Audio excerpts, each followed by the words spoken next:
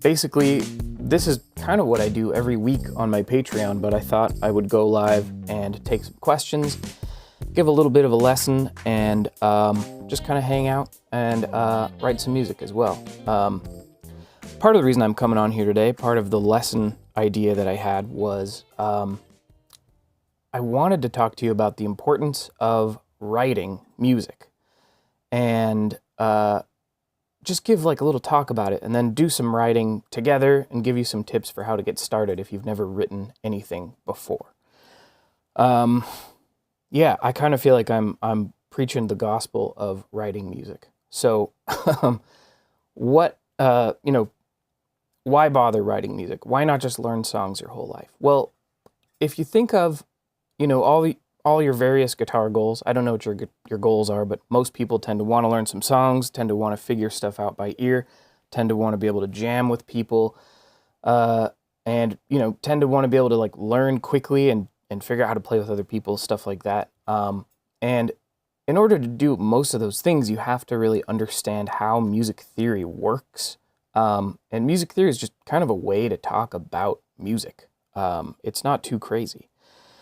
But what ends up happening is people tend to sort of learn guitar with this idea in mind that if I keep practicing guitar and I keep just sort of working on scales and I keep learning new songs, eventually I'll get better at playing with other people, and eventually maybe I'll be able to like do a jam session. But the thing is, those aren't the steps to get there. If you want to be able to play with other people and come up with stuff like on the fly, you got to actually practice writing music. You got to practice making stuff. And when I say writing music, I don't mean writing whole songs. I'm talking more about just writing a riff, writing a chord progression, playing around with different voicings. And sort of, a lot of people talk about like, how do I find my style on guitar? And a lot of the way you find your style is by writing music, messing around, making stuff. So I would love to walk you through just sort of how I write stuff. And in the process, if you have any questions you want to fire off in the chat, I'll stop every few minutes and just answer some questions. So right off the bat, I think let's pop over to the camera guitar. Whoa. So this thing is my little go-to teaching guitar. And I use this frequently on my live Q&As that I do every week on my Patreon, on my online school. So basically, I can't decide if I want to do major or minor. Let's do minor. So let's say we got an A minor scale, right? Right, that gives us A, B, C, D, E, F, G. Those are all the notes in an A minor scale. And a lot of people think, man, if you learn scales, like, what does that mean? What do you do with scales? And a lot of people don't realize that when you learn a scale, you're sort of learning the DNA of a key. In other words, this scale is all we need to build a set of chords, to write a chord progression or write a melody over that chord progression or a bass line. It's almost like if you think of a key as like a key to unlock a door, right? This is like the bare bones essentials we need to actually create some music. Let me grab a pick. And so one of the cool things about a scale is if you play every other note of the scale till you have 3 notes. So if I go A, C, E, you can see on that circle at the top, I'm playing every other note of the scale. And that is how we craft the first chord in the key of A minor. It's an A minor chord. Very cool. If we start on the second note of the scale and we play every other note, that gives us the 2 chord, the second chord in the key of A minor. If we start on the third note of the scale and we play every other note, that gives us a C major chord. And if you're wondering why I play C, E, G here, and then I just strum a whole chord, well, that's because on guitar, when you play a guitar chord, you're really just playing duplicates of a root, third, and fifth of a chord. This is the root note of C, this is the third of C, this is the fifth of C, and if I can just find anywhere to grab that on the guitar, this is what makes a C chord, right? If we continue through the scale, so we got A minor, we got this chord called B diminished, we got a C major. If we go to D, the fourth note in the scale, we play every other note. That gives us a D minor chord. And if we move to the fifth note of the scale here, we play every other note. That gives us an E minor chord. And then we got two more chords, right? So here's F. That is the, what is it? 1, 2, 3, 4, 5, sixth note of the scale. So if we play every other note, that gives us an F major chord. And then if we move over to G here, the final note in the scale, and we play every other note, that gives us a G major chord. So when we talk about being in a key, sometimes people think, oh, if you're in the key of A minor, you're playing an A minor chord. That's not true. If you're in the key of A minor, you have access to a set of chords based on an A minor scale. So we've got A minor. Let's just grab a few of these chords. We can pick any order we want, right? We could go, here's A minor, E minor, F. That's kind of nice.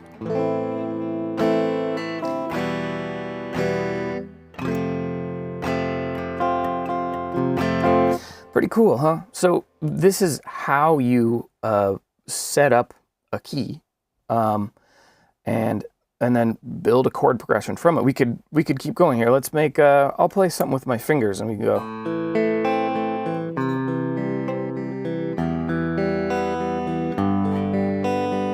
So I got A minor, C, E minor, G major. Kind of cool, huh? Benjamin has a question. Let me show the chat here. Oh, that didn't want to scroll. That's weird. I might have to fix my chat in a minute here. But, oh, I see. Let me pop that out. Hang on a sec here. Live stream stuff, right? You know? This is how it goes, huh? Well, I might just have to fix that in a minute. But basically, Benjamin says, do different keys have the exact same character/sound if the interval structure is the same, other than pitch, which is different? So what Benjamin's asking basically is, if we're in the key of A minor, and to make an A minor scale, the formula is always play a root note and then play whole, half, whole, half, whole. Because that's the formula to make any minor scale, it means, okay, well, the relationship between the first and second note is always the same. The relationship between the second and third note is always the same, which essentially means every minor key and every major key is going to end up with the same kinds of chords. In other words, the chord starting on the first note of the scale will always be a minor chord. The chord starting on the second note of the scale will always be a diminished chord. The chord starting on the third note of the scale will always be major, and so on. And so Benjamin's saying, do different keys have the exact same character/sound if the interval structure is the same? Essentially, there's some debate about this. I would say if you're moving a chord progression up half a step or up a whole step, it can have a different character, but it can also sound almost identical. Just to give you an example, if I were to play, what was I playing before? A minor, C, E minor, G. And if I were to move that whole thing up a whole step, which I don't want to confuse anyone, so I'm going to put this exact same thing in a different key by going B, C sharp, D, E, F sharp, G, A. There we go. Now this is a B minor scale, and we're in the key of B. And if I play that same thing, now it's the one chord, B minor, and then we got a D major, and then we've got an F sharp minor to an A major. It can sound the same, Benjamin. Often, how do I put this? So part of the reason why you would choose a certain key to play something in might be, for guitar specifically, sometimes it's easier to play open notes. For example, if I were to play...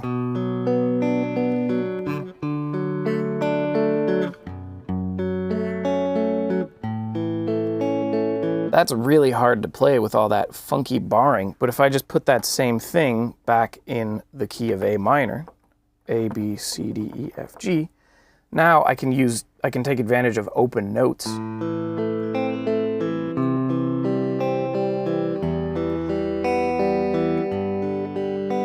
And I don't have to worry about fretting extra notes. So for guitar, if you're changing the key of something, even if the intervals all stay the same and the voicings all stay the same, it can be easier to play things in different keys on the guitar. Another reason why you might want to change the key of a song is that singers tend to have a different vocal range from each other, essentially. Like there are tenors, there are basses, there are baritones, there are sopranos and altos. Those are all different vocal ranges. And even within tenor, there might be some tenors that, their high chest voice note is different from someone else's high chest voice note. And so sometimes you might change the key of a song just to fit a singer's voice as well as you possibly can. So yeah, hopefully that answers your question, Benjamin. Yeah, also Muck says, any advice on getting out of chord boxes? Not sure if that's a thing. Like if I want to do a voice leading thing off A minor, I end up A minor, E7, C, just by default. How do you want to train your brain? Mux, that's a great question, and I think part of it is, recognizing you have a problem is the first step, right? So if you know that you tend to do certain chord progressions, you might want to do, here, let me get my iPad. There's kind of a fun way to think about this.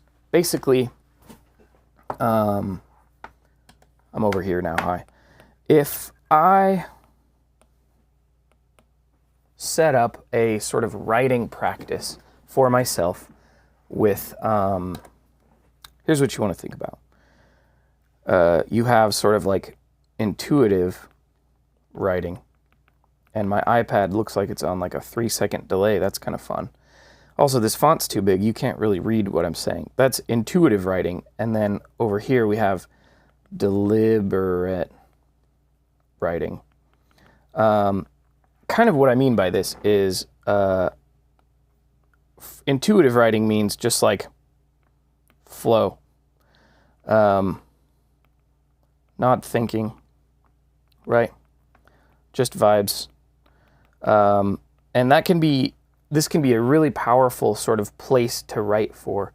But if you're doing deliberate writing, you want to start with certainty. And what I mean by that is, know, emphasize know the key. What are the chords in this key? What are the possible chords? I just ran through some of the possible chords in the key of A minor.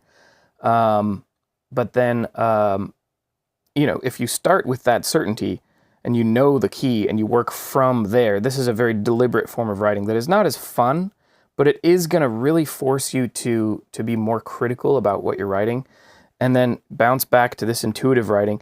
And the more you kind of do like a little bounce back and forth between these two things, the closer together they'll get, and eventually like you'll be, it'll become almost like Venn diagram. Like sometimes you'll be writing something with absolute certainty about what you're doing, but also not thinking very hard about it. It's kind of nice. Something to think about.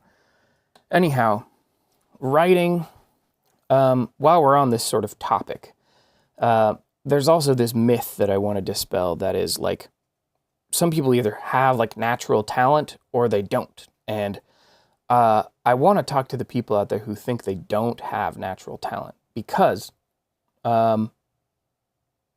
if you don't think you have natural talent, then you're never going to think you can write music. And you're always going to feel like sort of a fan or something. And what I want you to think about here is talent doesn't exist. I don't think talent exists. Maybe people have like an aptitude for something, but people think of talent like this, just like substance that's out in the ether that people just like have access to, that you don't feel like you have access to. The thing about writing music is it's a bit more like creating a factory for yourself. And what I mean by that is, let's see, let's go back to the iPad. Like, if we think about a little timeline here, some people think that like writing a song is like, okay, I start writing a song and then I finish it, and then I start writing another song and then I finish it, and then I start writing another song and then I finish it. And what really it's more like is you go, okay, here's a song idea, here's another song idea, here's another song idea. This one I'm going to keep working on for a while, and then I'm probably going to let it sit, and then I'm going to write like 5 more ideas this day. And then these ideas, they're not going to be fully fleshed out songs. They're not even going to be like a verse. It might be like a riff idea, a melody idea, a couple of chords that you really like. Exactly like Pusey Slayer says, try vamping 2 chords, then align some parts of the melody with chords that include those certain tones. Yeah, I mean, even that is almost too explicit for just like too particular for this idea. It's just the idea of like writing some general ideas. And then what happens over time is you go, okay, so this idea I started working on, I kind of hit a dead end, but it was a lot of fun to work on. This one, I didn't like that one at all, but this one, I also worked on it a little bit more. And then of this set, I liked this one, and I kept working on this one a little bit. And then this one is like, I kept working on it like another time. And what ends up happening is this one might be a dead end, but this one you might keep working on it. It's going to get closer to finished.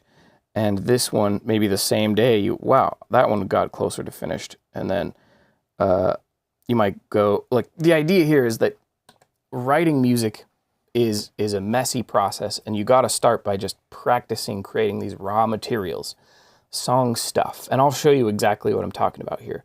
I'll give an example. I don't know what I'm going to write today by design because I want to show you this process. But the idea is you got to get into the habit of just writing something, and then get into the habit of sort of refining that thing you've written, and then working on, different ways of, basically you build your tool belt of like how to solve problems. And you do that also by bouncing back and forth between this intuitive writing and this very deliberate writing. And so maybe what I'll do here is let's write out that key of A minor so we can just see all the chords. And then I'll pick a few and we'll do some stuff. Maybe we'll pick a different key. Someone said D minor is the saddest of all keys. Let's write something in D minor. So what I like to do is just write out the alphabet and then go through really quick and fix. The formula is for a minor scale. You can also just look up the chords in a key. Sorry, I can't talk and do this at the same time. I'm messing up. Whole, half, whole, whole, half, whole, whole. That's the formula to create a minor scale. So what we do is we double check. We go, okay, D to E is a whole step. Good. E to F is a half step. F to G, that's a whole step. G to A, that's a whole step. A to B, that's a whole step, and it should be a half step, so we got to change it to B flat. I have a lesson around here on major scales, but the same kind of thing works for minor scales too. So I'm going to sort of just give you the cheat code here, which is the chords in the key of D minor are D minor, E diminished, F major, G minor, A minor, B flat major, C major, and then we're back to D minor. There's also some cool extra chords that people typically include in the minor key for reasons we could totally get into sometime if you want. But this is a set of chords that are the chords in the key of D minor. And I like labeling with Roman numerals. 1, 2, 3, 4, 5, 6, and 7. So I'm going to take my guitar here, and I am going to just sort of noodle around. I don't know what I'm going to do. I am going to turn that off, though. So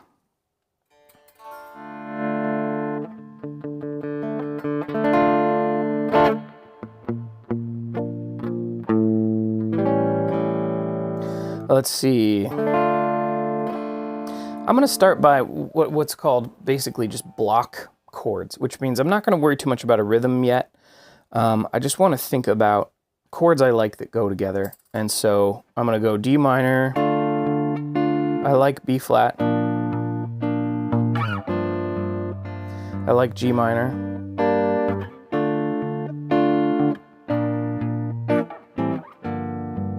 I like walking down from B flat, A minor, G minor.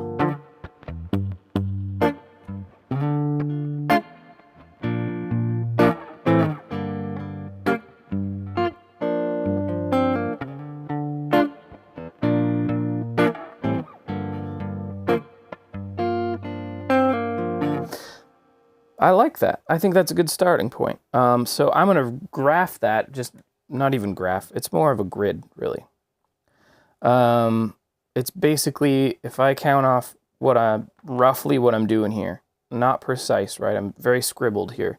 I got 1, 2, 3, 4, and 1, 2, 3, 4. So basically I've got D minor, B flat major, and then I've got a really quick little A minor in there to G minor.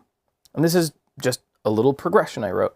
And the cool thing about sort of what it means to write a chord progression is this is very little detail, and that's okay. This is just blocking out the basic concept of where these rhythms are, or where these chords are, and roughly the rhythm to them. So from here, what I might do just for my own amusement is I might use a beat. I might pull out my my MIDI controller and try to write a drum beat and play something like that to it. And I think, let me share my screen here. So this is Logic Pro. This is my favorite recording software. I'm just gonna grab a drum beat, and I'm not gonna think too hard about it. What's this? That's kind of fun.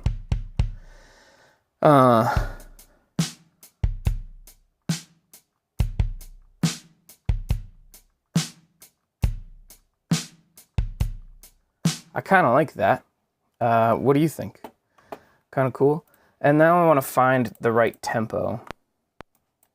Dunk, dunk, dunk, bum, bum, dunk, dunk, dunk, dunk, bum, bum. That's nice. I see your question. I hope I got even close to pronouncing your name. So in order for me to hear the click, I'm going to turn these drums way down. Probably this loud.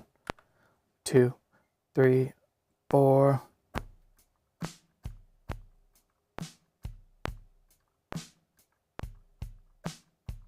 That's good. I'm going to hit Q, which means quantize, because I don't need to perform a perfect drum beat, because I'm just writing something.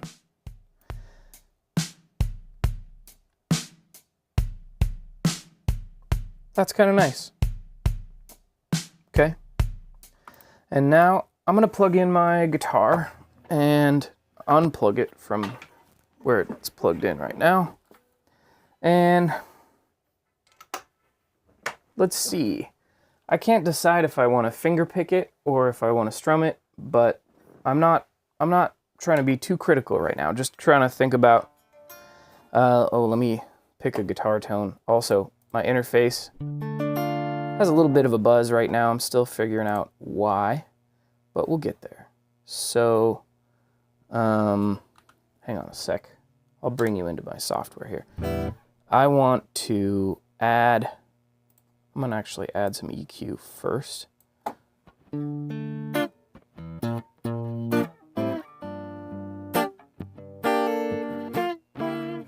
That's kind of fun.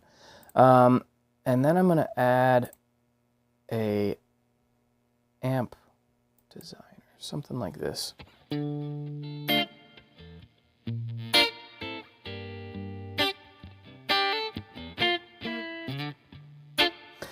And all I'm doing here is I just came up with this thing. I'll record it, and then let's just see what else we can do. I don't know. Oh, I forgot to hit my little count in button though, so I can count to 4. 1, 2, 3, 4.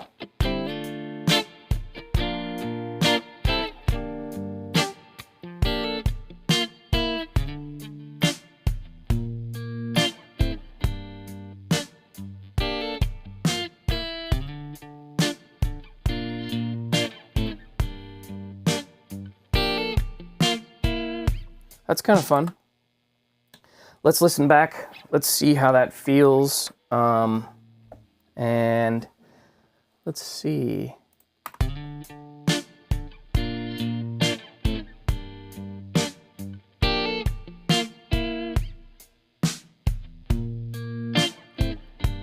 Oh, did I mess? I messed something up.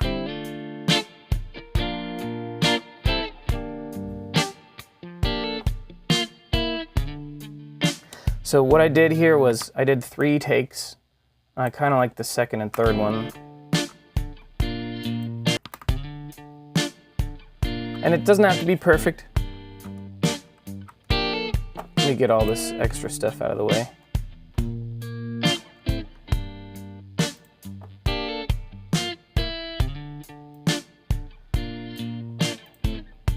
Now I've got like a section of something. It's cool. Also, I can show you on the camera guitar what I was playing if you'd like to.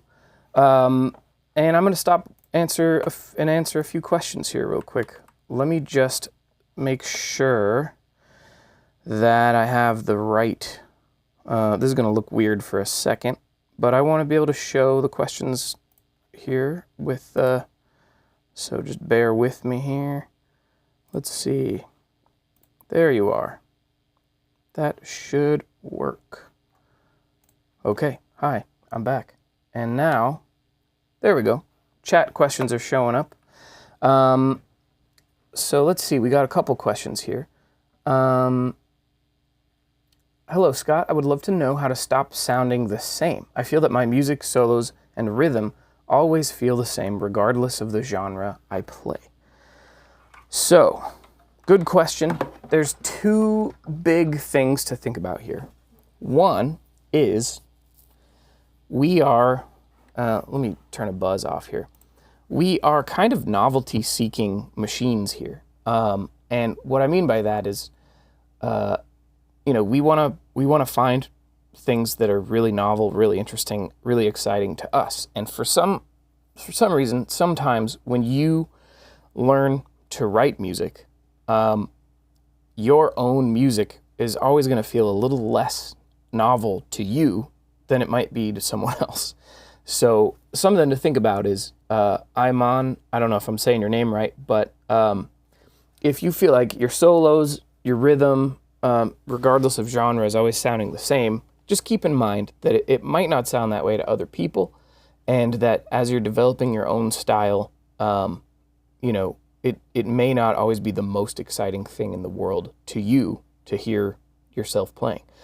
But if you feel like you're stuck in a rut and you want to kind of get into a groove of, you know, challenging yourself to sound different, that's where you go back to that thing I was talking about earlier, where you, it applies not identical to this circle, but similar, right? Intuitive writing. It sounds like maybe you've developed your style just from being like, wow, this is kind of what I do over here. Isn't that cool? And maybe what you need to do is spend a little bit more time in the deliberate zone. And the way you would do that is, instead of just saying, I don't like how I sound, pick 5, 10, 20 different words to describe how you sound. Do you feel like you leave a lot of space in your solos? Do you feel like you don't leave enough space in your solos? Do you feel like you don't do a mix of fast and slow runs, or you don't use enough vibrato? Like, list things about your own playing that you're not in love with, and then set up a deliberate practice session for those kinds of things. If you want to practice vibrato, instead of just hoping that you get better at vibrato, do a little session where you're going, here, I'll just solo over my stuff here. Do a deliberate vibrato practice where you're going.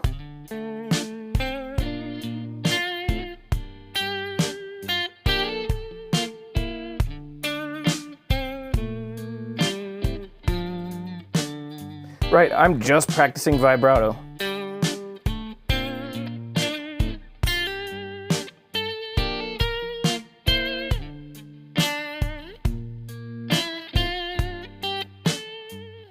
Right.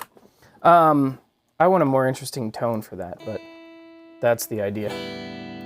There we go. If you feel like, oh, I don't do enough hammer-ons or enough pull-offs, well, maybe set aside a practice session to just suck at everything else except hammer-ons and pull-offs. And think about going like,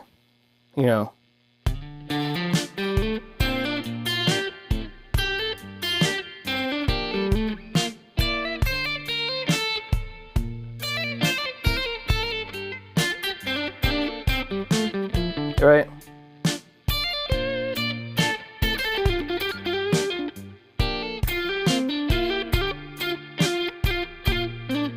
Like, the idea is just come up, like, I can't describe this, I can't emphasize this enough, is what I mean. Like, what does practice actually mean if it doesn't mean deliberately focusing on the things that you're having a hard time with and trying your best to come up with a way to do them better, right? That's what practice is. My job as a teacher most of the time is just teaching people how to practice, right? It sounds obvious when you say it, but if you don't like the way you play, the best thing to do is make a list of the things you feel like you're weak at, and then set up fun practice time to focus on one of those things at a time. And over time, if you do that really deliberate practice, that stuff will scoot over into your sort of intuitive flow state kind of zone. But you got to practice it. Hopefully that gives you some good stuff to think about. Benjamin had another question, which was, if you don't mind answering, I've learned the notes in the pentatonic, but I struggle to make it musical. What are some good starting points for a melody? Okay, think of it this way. When you are, well, first of all, check out my 5 levels of soloing lesson, because that's also about writing melodies. So, yeah, that's a good starting point. The basic gist, though, of the pentatonic scale is missing a couple notes to make things particularly musical. For example, I think I have this set up so I can share my recording software here. So, let's set this up for the key of D minor. And while we do that, I'm gonna turn off that. Hey, I lost my mouse. There it is. I'm gonna turn off that track. Let's just listen to this for a minute while I set up the key of D minor here.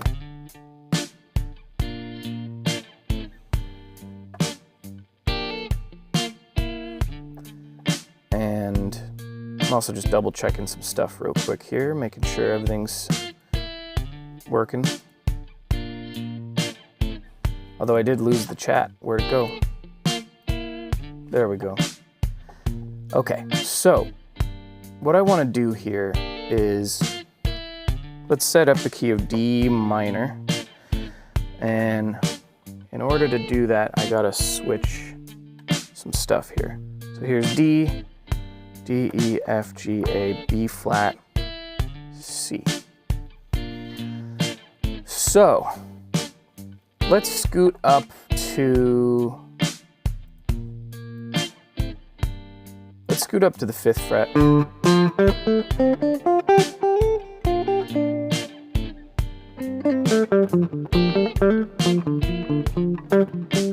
So, okay, getting carried away because it's too fun not to get carried away. So what we have, high knee, what we have is, I see what you're doing, clever. So,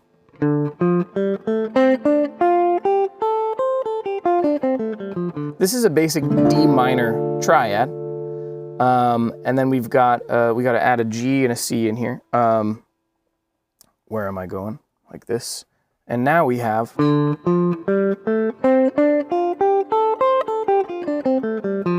So this is the pentatonic scale, the D minor pentatonic scale, and if you check out these blue notes, they almost all of them, I mean, they all overlap green notes because the pentatonic scale is sort of like, not sort of, it's exactly like a D minor scale. A D pentatonic scale is like a D minor scale with a few notes missing. And the notes that are missing are this note and this note. So part of what makes it hard to solo with just the pentatonic scale is if you're playing a chord progression that uses notes outside the pentatonic scale, it's hard to accent those notes. And I'll show you what I'm talking about. In orange here, I'm going to play the actual chords in this progression. We got D minor. That has all pentatonic notes, so we're good. But then we have B flat major. And this B flat major uses a note outside the pentatonic scale. And then we have this A minor that uses an E, which is outside the pentatonic scale. And then we got this G minor that uses a B flat. So if you're just soloing using the pentatonic scale, let me see if I can isolate. Here, I'll just isolate that D minor. Right? So it's gonna sound fine.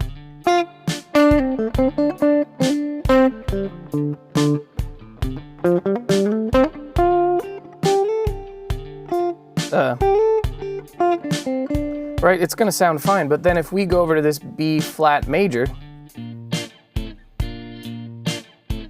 which is also kind of an A major, but that's one of the key notes of this phrase, so you may have to adapt your pentatonic scale.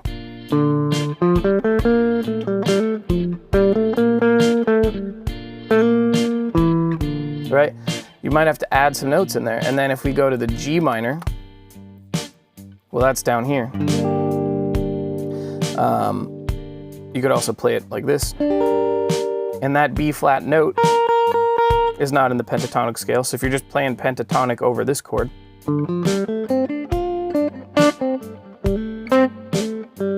sounds cool.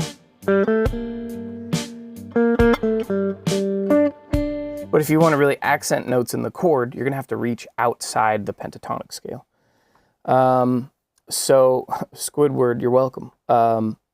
So, yeah, I mean, that's basically why the pentatonic scale is lacking, but is a great starting point. And it's a great starting point for some really cool reasons that we could talk about later that have to do with modes.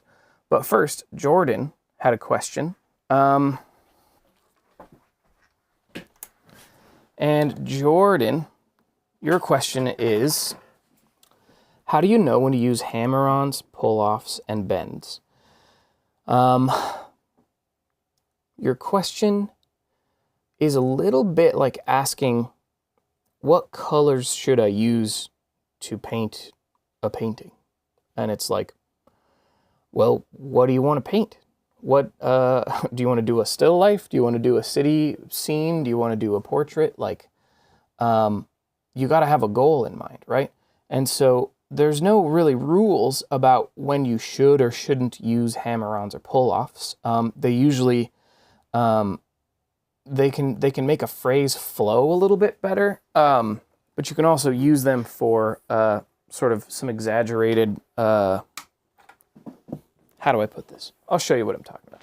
But yeah, there's no rule. There's no way you're supposed to play hammer-ons. Or no time that you're supposed to play them, I should say. So let's zoom in here and I'll show you what I'm talking about. If, you know, if I'm playing a little phrase, let's just stay in D minor because that's been nice. So sometimes people will use a hammer-on. Like if you're going to play a phrase like, simple phrase. Sometimes people will use a hammer-on to sort of accent the first note of that phrase, like a little ghost note.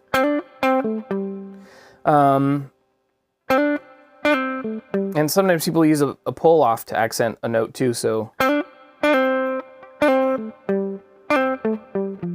And it's kind of just, it's like a little flavor. Like, do you want that flavor? Do you not want it? There's no right or wrong reason.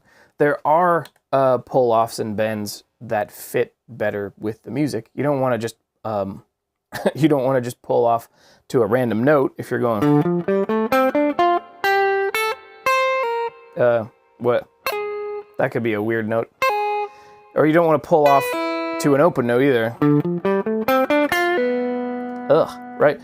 Pull-offs are just a technique to get from one specific note to another specific note, and same with hammer-ons, and same with bending. You're never just randomly bending, you're usually bending to another note. So, let's see, okay. If I want to play this phrase, and I want to bend this note instead of playing the next note, right?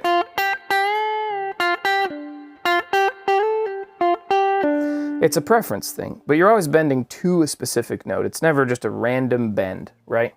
That's kind of the idea. Sweet Bonanza says, the live setup editing is so impressive. Thank you.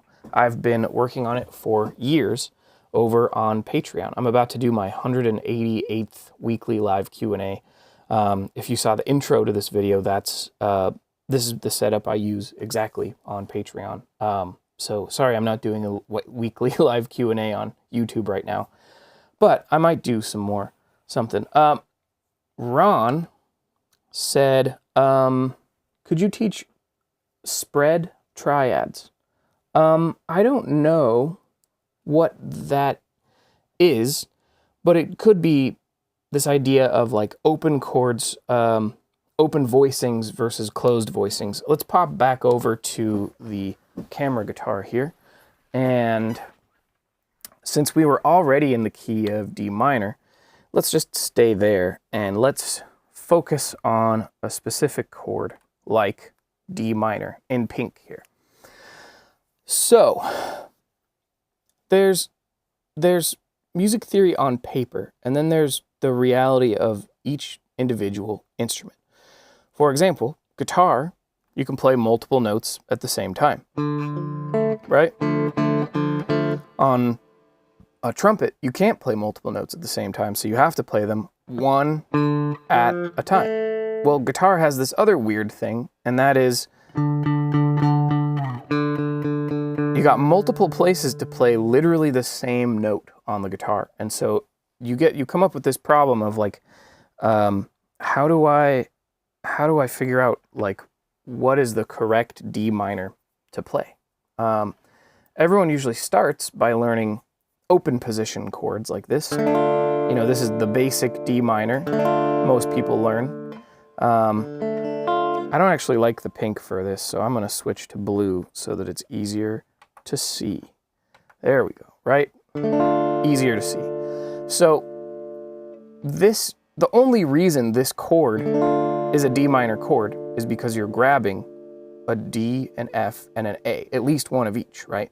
But you could play, this is a D minor, this is a D minor, this is a D minor, not that, this. And the idea, maybe what you're talking about with spread triads, I don't really know, is thinking about instead of playing one after the other, you sort of spread them out a little bit more. So like root, fifth, and third like this. That's just a really compelling, really interesting tone, really interesting sound. And there's so many different ways to do this kind of thing. I could play an open D, and I could play the F and the A up here.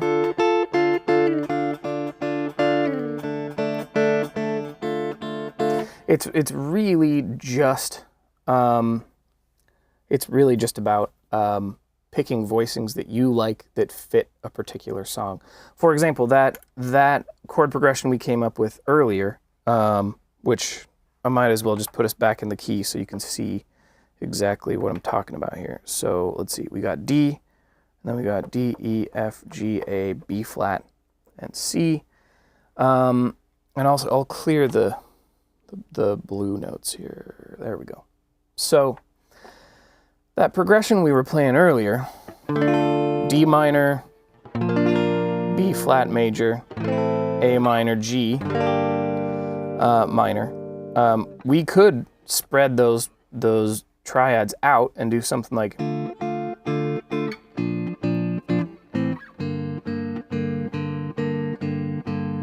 right?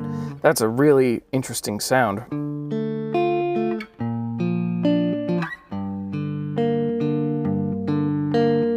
I could also try to keep the lowest, like the highest voicings and the lowest voicings at the same time, so I could do something like,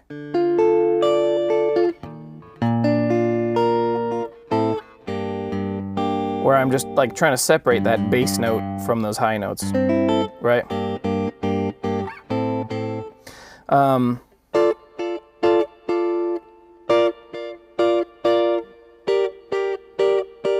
There's so many different ways to play it.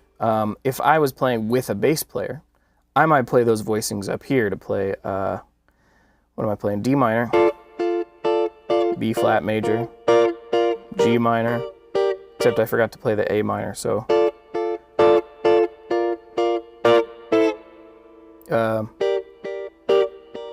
That's kind of cool. But voicings are sort of what makes the guitar so magical, because there's so many options. Whoa, sorry, don't want to.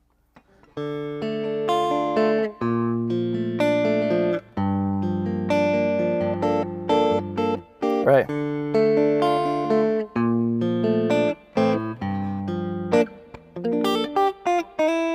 The idea here is if I could address your question a little differently, it's cool to have a name for things like closed voicings and open voicings, but what's even cooler is to develop your own preferences for the kinds of voicings that you like, and get comfortable playing them and noodling around. For some reason, I love playing voicings on the D, G, and B string.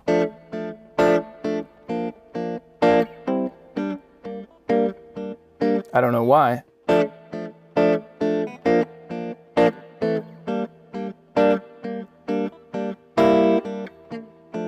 Just feels really nice down there, right? So awesome. So let's see, we got another question from, let's see if I can show this. Yeah, Scott. Nick says, Scott, I love your videos. I was rewatching your video about harmony for soloing yesterday. I was wondering if there are shapes for each of the caged shapes, because the video only goes over one spot on the fretboard for each key. Yeah.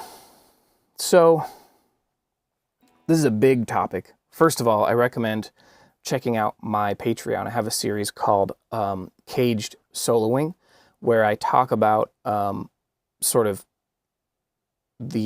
basically how to solo over chord progressions in specific caged pentatonic boxes, basically. And it's pretty cool. It's a lot to go into on a live stream here without, taking a long time to explain. But let me give you just like a little gist here. Basically, if we think about the key of C in open position, right, we've got a C chord here. And I'll put that C chord in blue so we can really see what I'm talking about, right? This is a C chord.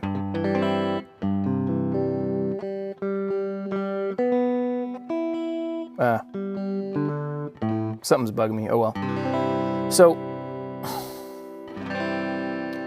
this is a C chord, right? And the cage system talks about, this is a C-shaped C chord, this is an A-shaped C chord, this is a G-shaped C chord, and so on, right? But the cool thing about these caged shapes is also, like the pentatonic that goes with, like that pentatonic shape always goes with this chord shape. But what that also means is if you want to play a 1-4 chord progression or a 1-5 chord progression, that here's C, well, F is the 4 chord in the key of C, right? And G is the 5 chord in the key of C. But if I just bump this whole thing up to, oh, and let me switch to sharps here. If I bump this whole thing up to D major, and let's put that same caged shape in there so you recognize it. This C shape, my 4 chord will still, like, with reference to that C shape, my 4 chord will still be kind of like an F shape, and my 5 chord will still be kind of a G shape in the same position. How do I say this? In reference to each other, they're the same distance away, they're the same shape. In other words, if I play a C, I'm going to clear everything, I'll show you what I'm talking about. Here's a C chord, here's an F chord, here's a G chord. The relationship between these chords is 1, 4, and 5. And if I move that shape up 2 frets, that C shape, well, the 4 chord of this shape will always resemble what it did in open position. So if I were to put a capo here, all I would have to play was a C chord, an F chord, and a G chord. Even though I'm barring, it looks really ugly, but all I'm trying to say is that C chord, if that's the 1 chord, that shape, then like the F shape will always be the 4 chord no matter where you are on the neck. And this is true for all the caged shapes. And so if you could get to know your chords in a key in open position, you know, like here's the key of A, here's a B minor 7, and then we got a C sharp minor, which we could play a couple of funky ways. Basically, I don't want to get too heavy into the weeds here, but the idea is if this is a 1-5 progression, let's do that. This is very easy to bar. If this is 1, this is always 5. That means if we scoot up 1 fret, let's be in the right key.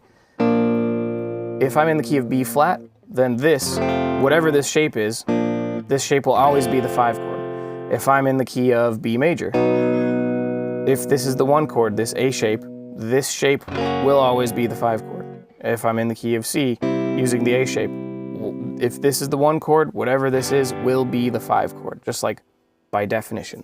And the sort of logic behind the fingerboard dictates that an if-then scenario everywhere on the neck. If this is 1, this shape, then this will always be the 5 of that shape, and this will always be the 4 of that shape. So if you can set up your pentatonic box and start thinking about how, like, if you can find the 4 chord shape, well, it's always going to be attached to that shape everywhere on the neck.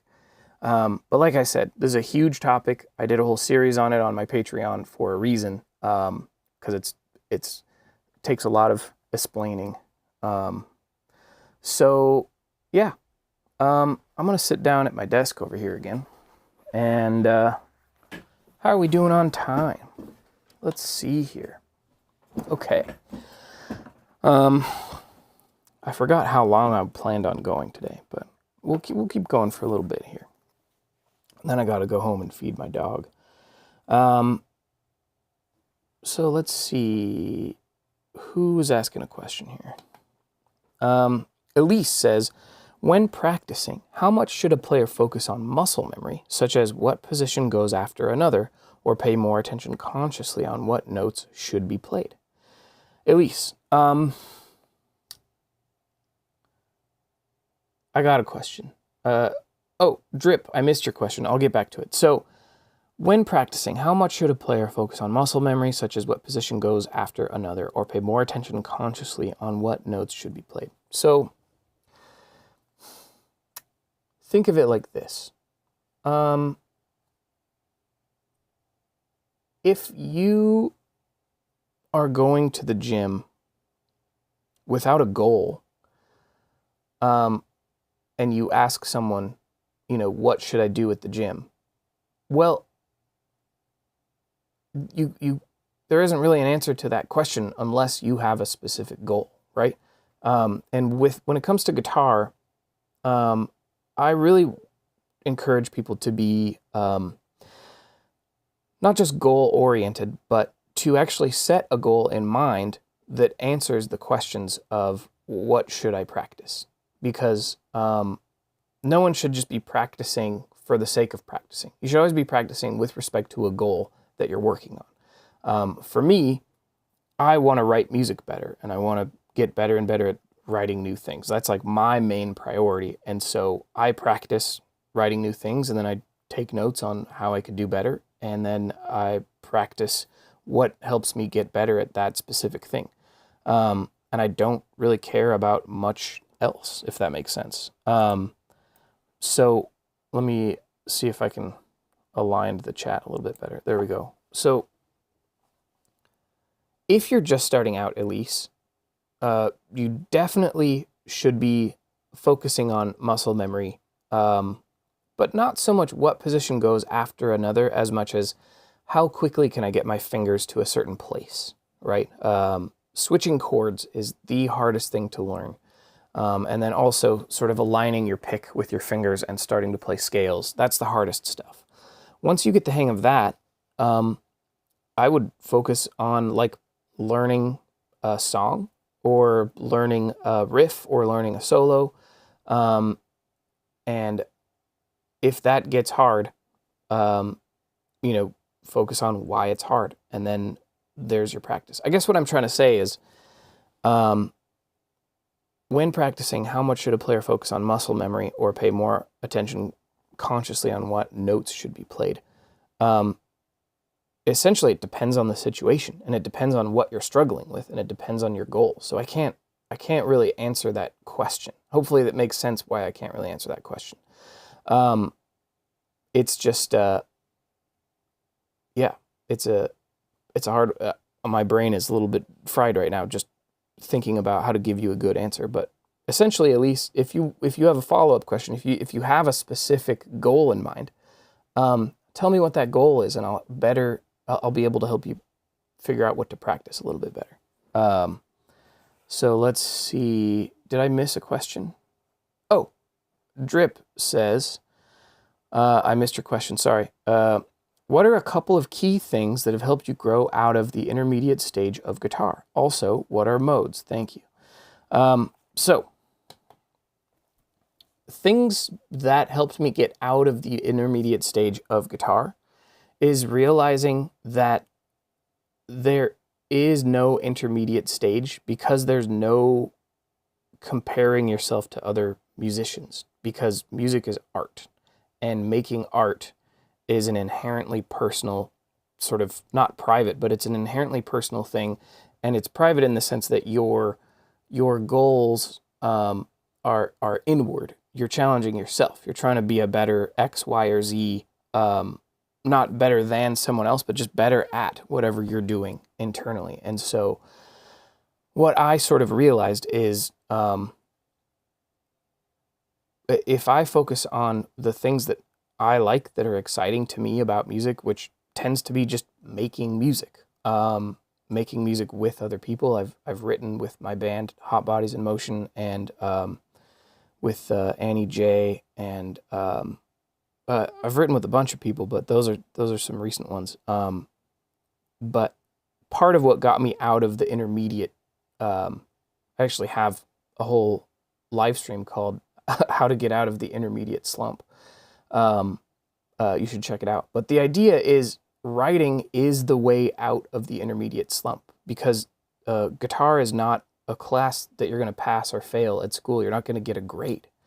It's not even something that you arrive at where like, wow, I'm finally a good guitar player. It's a practice of figuring out what you want and not worrying about comparing yourself to other people, and setting your own goals and then learning how to make those goals happen. And the more you do that, the better you'll get, but the more stoked you'll be about your own playing, because you're not comparing, you're just making music, right? That's, I was talking earlier about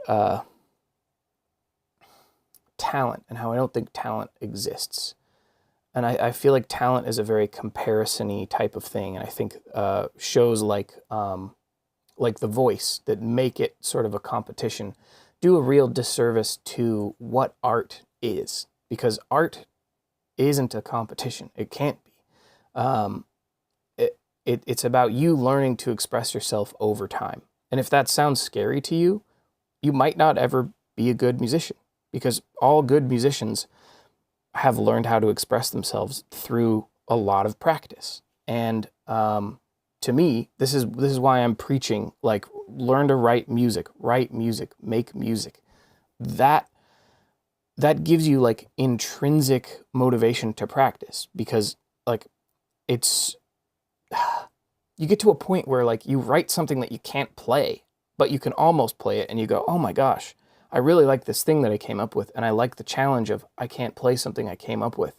So now I'm going to record it. I'm going to try to get better at it and get better at it. And then you write another thing that you can't quite play, and you're like, oh my gosh, this is so exciting because I already wrote all these other parts, and if I can just nail this part, like, that's how I get better at guitar. And that's how I get better at the things I want to get better at.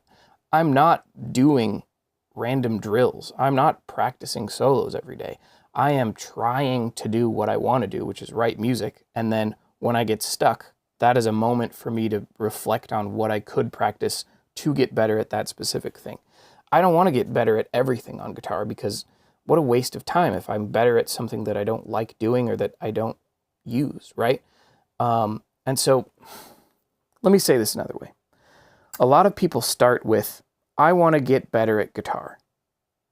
And what that's like saying, I want to be a painter. Well, do you want to paint houses? Do you want to do oil painting? Do you want to do acrylic painting? Do you want to paint cars? Do you want to refinish furniture? Like you got to pick something more specific. And then, okay, I want to paint cars. Okay, now you got a much more specific goal. Go to a shop where they paint cars and, learn what they're doing, or if you start with like bikes and use the same paint or something. Like, if your goals are specific, what to practice becomes more and more and more obvious. And a lot of people are afraid to make those personal goals of like, this is the kind of guitarist I want to be. And it becomes a comparison of like, I just want to be a generally good guitar player. That's a meaningless phrase that's going to make you practice and practice and practice and never be good enough, because you don't have a specific goal. So you got to make specific goals. I personally think writing music is a huge life-changing thing, that when you start writing music, you just start understanding like what it means to be a musician, and you start seeing this path to getting better at the things that you like to do.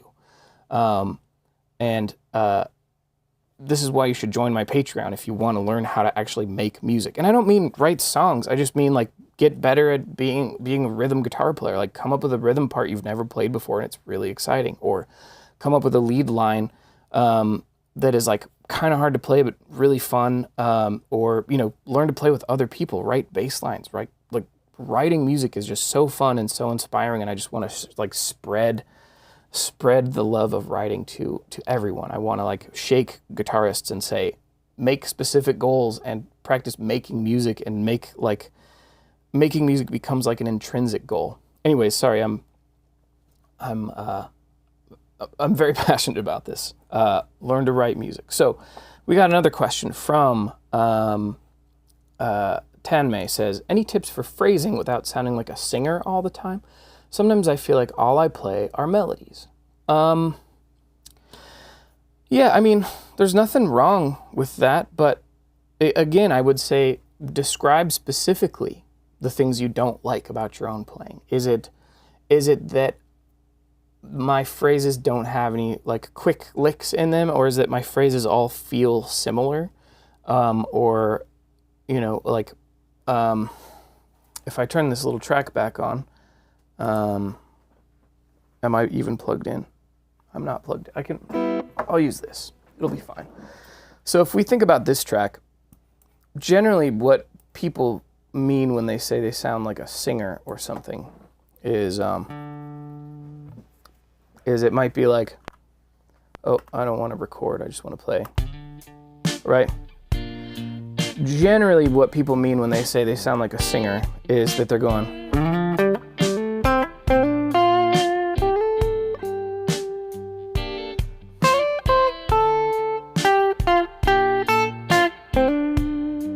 right? It's like really deliberate phrases.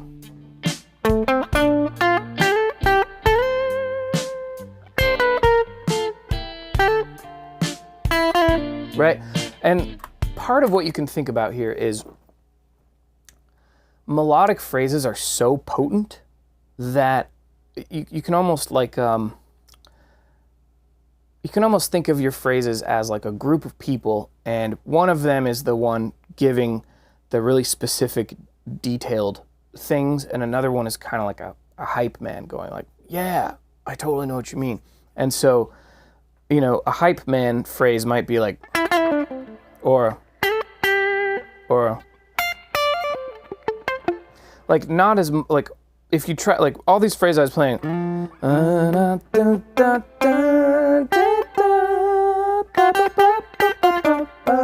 like, if you can sing the phrase, that's part of what makes it very melodic. But imagine singing like can't sing that, or and so what I'm trying to say is, if you think about bouncing back and forth between like melodic phrases and like a hype man, almost like an exclamation point phrase, or someone instead of like pushing the story, they're just going, whew, or yeah, or you know, like I'll show you what I'm talking about. So I'll try to bounce back and forth between melodic phrases and then just kind of like exclamations. So melodic.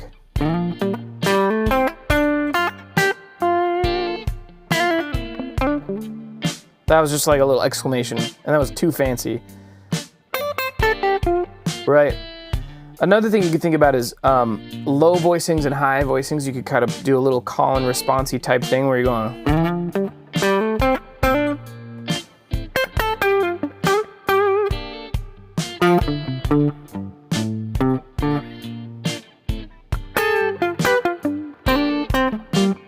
right. I'm playing pretty sloppy, but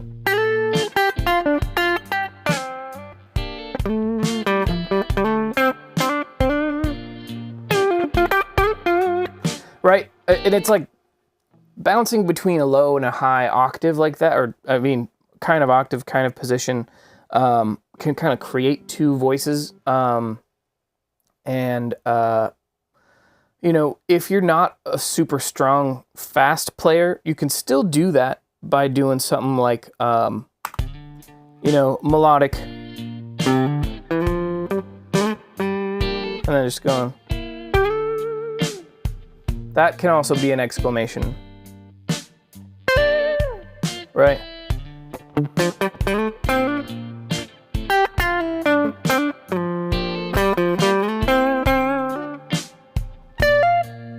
Right. I think of like Nels Cline in especially in like Sky Blue Sky. He does a lot of playing like that, where it's like, here's a little melodic fragment, and here's a little exclamation, ba-ding, like a little Mario coin kind of sound almost. So let's see. Tanmay, hopefully that gives you some good stuff to think about. Elise says, thank you for responding. My follow-up about it seems it is easy for self-taught guitar player to get lost in how to make improvement. I play chords but get bored with them.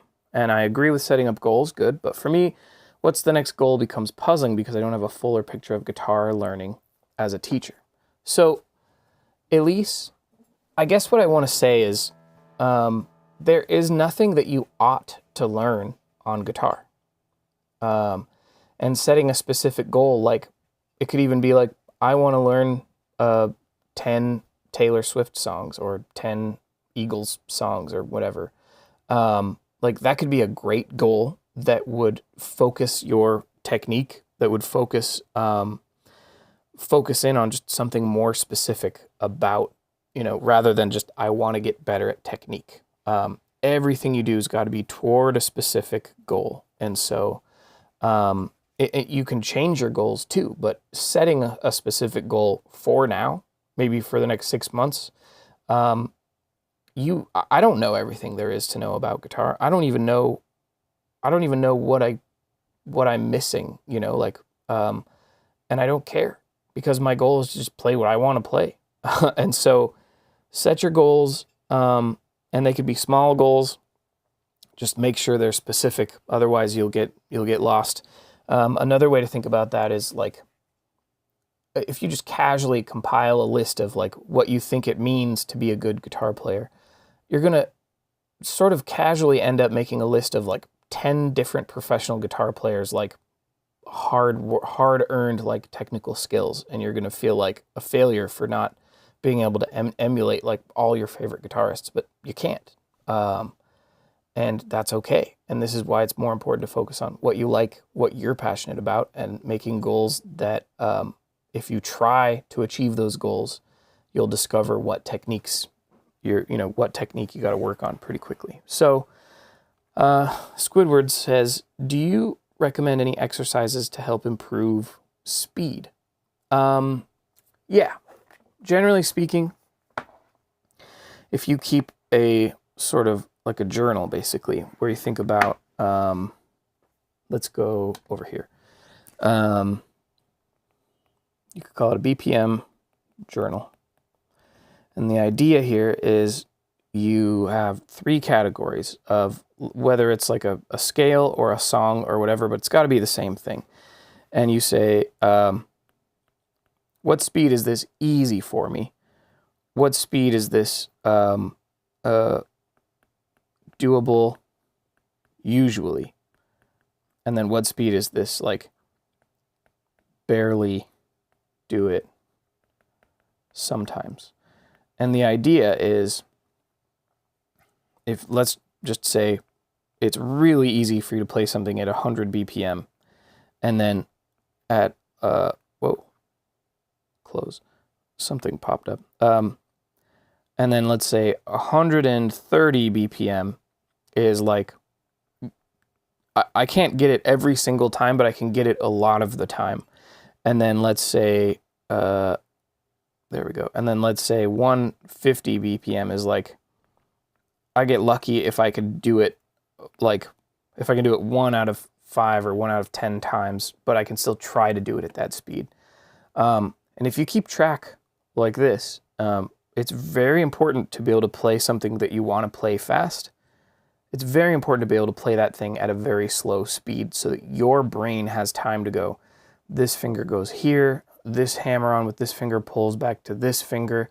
If you're only ever playing fast, your brain's like, this is that hand thing that we do sometimes.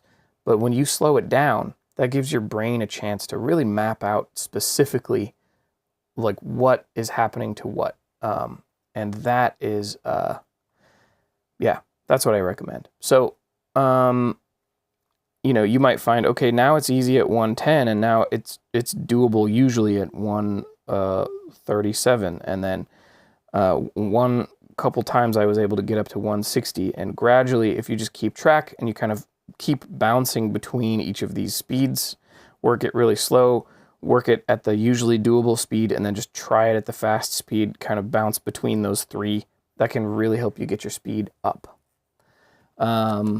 So let's see, how long have I been going now?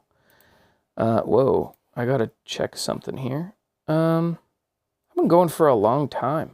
I think I should probably, call it a day pretty soon here. Yeah. I gotta go feed my dog. I gotta go run some errands. I lost my thing, but yeah.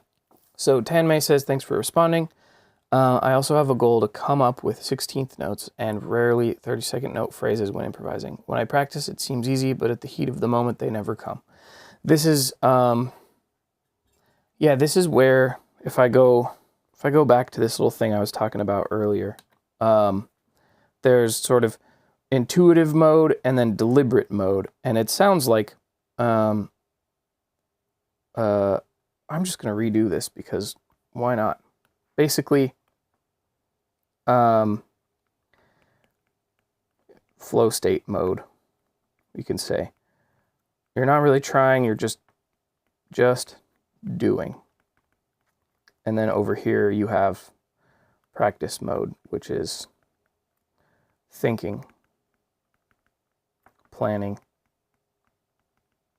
and careful. Some people hang out over here all the time and they never practice this. Other people hang out here all the time and they never practice this. And the idea is you have to practice being in this mind state. And it might be that you got to find something to play that's so easy that you don't really have to think while you're playing it. You know, put a jam track on and just kind of noodle around in a key without really thinking about it, right? And then go through here with your really deliberate, careful planning practice and make up those riffs that you like. Make up the 16th, the 32nd note phrases. And then be really deliberate about them. Know what fingers you're going to use. Know which direction the pick is going to go. Does it go up, down? Does it go up, down, up, up? Or does it go down, up, down, down? You know, like, be really specific, deliberate, picky, and then over here, completely let go. And then over time, these two modes will kind of intersect a little bit, and it'll be a little easier to implement a new thing from your practice into your flow state without really thinking too hard about it. And your practice will get easier too. It's kind of, you know, if you bounce back and forth between those, it'll be good. Yeah, be picky. Good. Okay, so I think I'm going to call it a day here, but I just want to say, you know, thanks for liking what I do. And, yeah, come check out my school if you want to check it out. It's patreon.com/Scott Paul Johnson. That's me. Yeah, I mean, if I may, you know, I'm putting out a lesson a week, usually. I'm putting out a community challenge, which is, I basically invite the whole community to just write something, kind of like I did today. I didn't write much because I was taking a lot of questions, and that was exciting and fun. But, you know, it'll usually be write something in D minor, or write something using hammer-ons, or write something sad, or, and it's never, most people don't write a whole song because that's not the goal. It's just to get into the habit of writing something on a regular basis. And then I do a weekly live Q&A just like this, every Thursday at 10 a.m. Pacific time. And it's a lot of fun, and I hope to see you over there sometime. Thanks for liking what I do, and it means a lot to me. Take care, everyone. See you all later. Goodbye. Have a good one. Yep, you can still hear